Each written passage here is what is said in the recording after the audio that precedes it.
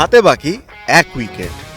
গল টেস্টের তৃতীয় দিনের শুরুতে উইকেটে হাসান মাহমুদ ও নাহিদ রানা। তবে স্কোরবোর্ডে 11 রান যোগ করেই থেমে যায় বাংলাদেশের রানের চাকা। আসিথা ফার্নান্দোর চতুর্থ শিকার হন নাহিদ রানা।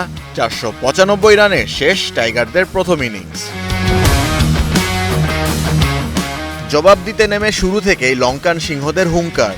দলীয় 47 রানে তাইজুলের বলে তার হাতেই ক্যাচ তুলে দেন ওপেনার লাহিরু উদারা।